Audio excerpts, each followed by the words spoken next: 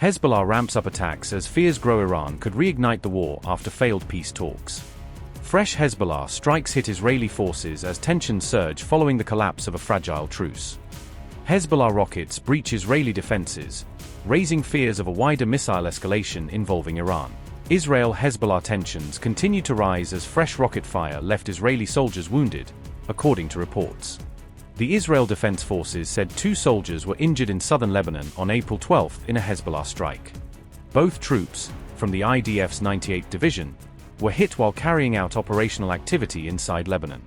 The military added that the wounded soldiers were evacuated for medical treatment and that their families were notified promptly.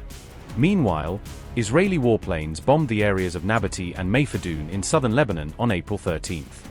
Those strikes came amid ongoing clashes between Israeli forces and Hezbollah fighters across southern Lebanon.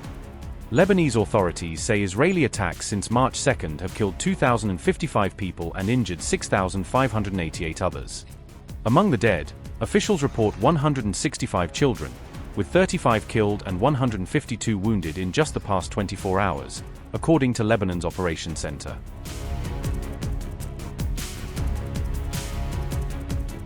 Israeli Prime Minister Benjamin Netanyahu paid a high-profile visit to southern Lebanon on April 12, accompanied by senior defense officials. Netanyahu, often referred to as BB, was joined by Defense Minister Israel Katz and top military commanders during the frontline tour. He entered a security zone established by the Israel Defense Forces inside territory captured from Lebanon. While there, Netanyahu closely observed ongoing combat activity and received detailed briefings from field commanders. Bibi praised the morale of the troops, saying the soldiers were showing strong determination in their operations. I am here with the defense minister, the chief of staff, the regional commander, the division commander, and our reserve soldiers. There is a wonderful spirit here and a readiness to fight, and they are fighting well. The war continues, including within the security zone in Lebanon, where I was just a short while ago. What we are seeing is that we have thwarted the threat of an invasion from Lebanon thanks to the security zone. We are pushing back the danger of anti-tank fire and also dealing with indirect fire rockets. But there is still more work to be done. We have done tremendous work, achieved enormous accomplishments, but there is still more to do, and we are doing it. One of the things we see here is that we have essentially changed the face of the Middle East. Our enemies, Iran and the axis of evil, came to destroy us, and now they are simply fighting for their survival. We see this in every arena. This is a tremendous achievement of the State of Israel and the Israel Defense Forces, both regular soldiers and our wonderful reservists. The people of Israel salute you. After failed peace talks, Iran has warned the United States that Americans may soon miss today's relatively cheap gasoline. Iran's parliament speaker, Mohammad Bakr Kalibaf, made the warning on April 12, according to Press TV. Kalibaf suggested that US consumers could soon grow nostalgic for current fuel prices as tensions keep rising. His comments came shortly after President Donald Trump ordered the US Navy to impose a naval blockade on Iran. The move is aimed at the Strait of Hormuz, one of the world's most critical sea lanes for international oil shipments. Tensions between Washington and Tehran have continued to escalate following the collapse of peace talks in Islamabad.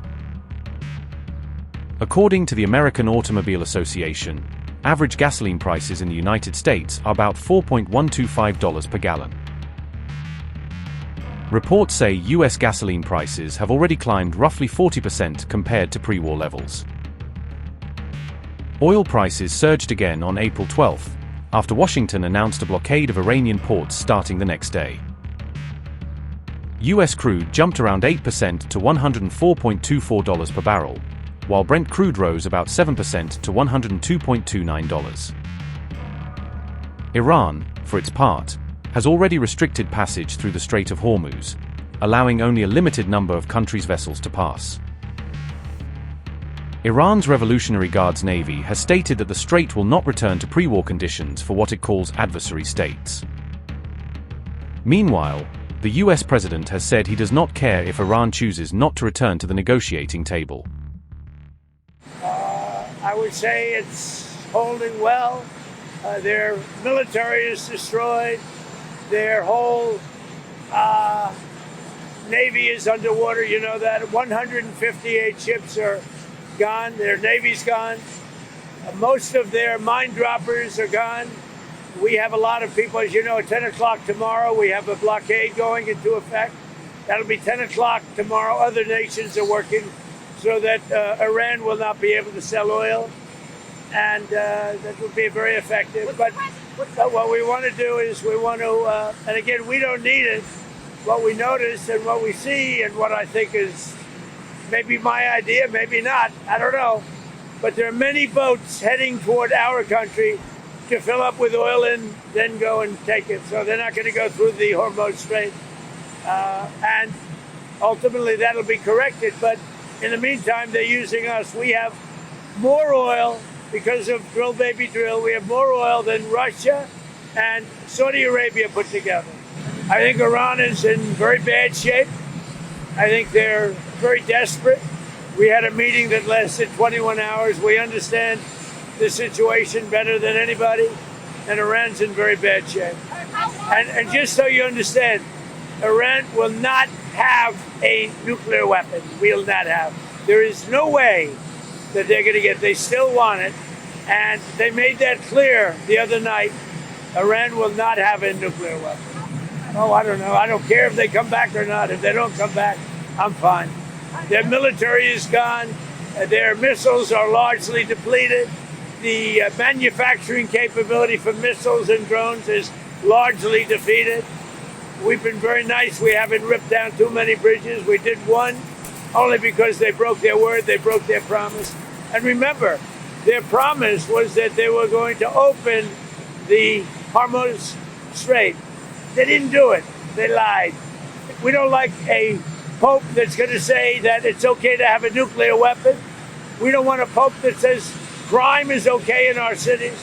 I don't like it. I'm not a big fan of Pope Leo. He's a very liberal person, and he's a man that doesn't believe in stopping crime. He's a man that doesn't think that we should be toying with a country that wants a nuclear weapon so they can blow up the world. No, I'm not a fan of Pope Leo.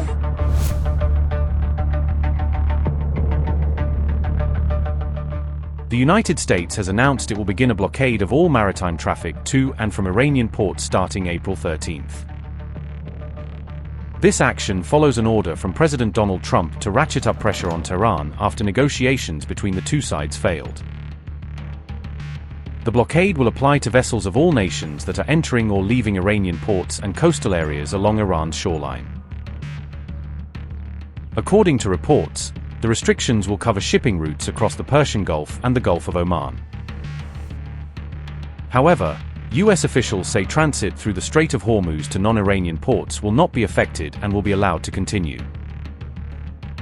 Mariners operating in these waters have been advised to closely monitor official broadcasts and maintain communication with US naval forces while transiting the region.